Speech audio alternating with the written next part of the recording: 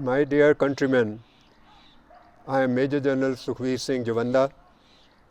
I served my country for over 38 years, fought 2 wars, and was awarded the Vishisht Seva Medal before retiring from the army in 2001. I want to share with you the reasons why defense personnel have been protesting at Jantar Mantar, New Delhi, and other places across the country, as these issues affect the whole nation. On the one hand, the media coverage of these events has been inconsistent and lacking. On the other hand, the government has done its best to muddy the waters and suppress what little media coverage there was. A lot has changed to the disadvantage of the defense services since 26 January 1950, when the country became republic. A major jolt was given by the government of the day in 1973. The pension of the personnel below the officer's rank was reduced from 70% to 50%, while the pension of the civilian servants was increased from 30% to 50%. This happened after the glorious victory of the defense services against Pakistan, leading to the liberation of Bangladesh. We welcomed the 20% increase in pensions of all civilian government employees. Unfortunately, instead of giving similar increases for defense personnel, the pension was decreased from 70% to 50%. This was a great injustice. The Central Pay Commissions, beginning with 1976, further aggravated the problem. The trend has continued with all subsequent pay commissions.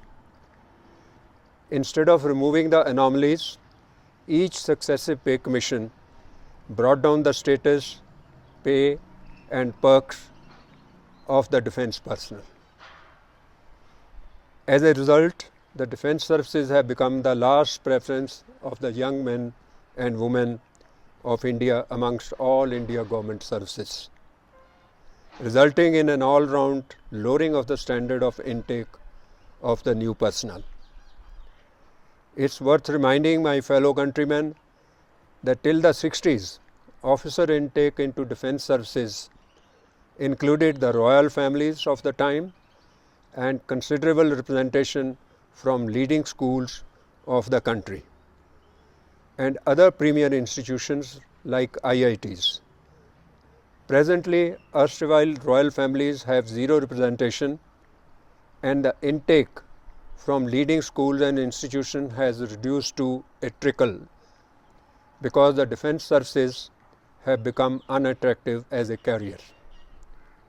There is absolutely no representation from the leading political families. In the present parliament, I do not think any politician has sent their son or daughter to the defense services of the country. As if this was not bad enough, the defense forces have no representation at any decision-making level, including the pay commission. There is no other country in the world developing dictatorship or democracy that does not have uniformed personnel in their respective defense ministries. Despite recommendations by the committees set up by the respective governments, no follow-up action has been taken by any government at the center to rectify the situation. As a result, there is no institutionalized system of providing the defense point of view at any level. Everything is decided by the bureaucracy, since their political masters have no inclination, time, or knowledge to overrule what is decided by the bureaucracy. As a result of all mentioned earlier, the defense veterans got together at Jantar Mantar in New Delhi to raise their voice against the grave injustice done to defense personnel.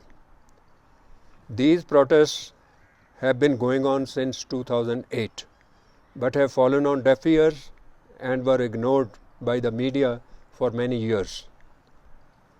As a result of assurances given by Mr. Narendra Modi that one rank, one pension will be implemented, the defense fraternity voted in mass in favor of the present government. This resulted in no small measure to the landslide victory of the present government. After coming to power, the government started talking about the difficulties and complexities involved in and making other excuses. Most reluctantly, the government sanctioned a very watered down version of OROP, which was not in accordance with the resolution passed by the two parliaments with different political parties in majority. The comment by PM that 8,000 crores of OROP has been given at the expense of the poor of the country, गरीबों का पेट काट कर, was highly resented by one and all. This must be viewed in the context of lakhs of crores being written off by the government in the form of NPAs relating to industrialists. The government has turned a deaf ear to the very valid demands of removing the pay commission anomalies since 1976 and have resorted to delaying tactics. Due to the reasons mentioned above, the veterans have been forced to exercise their democratic constitutional right of entering the political arena for the benefit of this great country. We earnestly request our countrymen to support the only organization in the country that works in every situation and difficulty faced by this country, yet has been neglected by all governments. Jai Hind.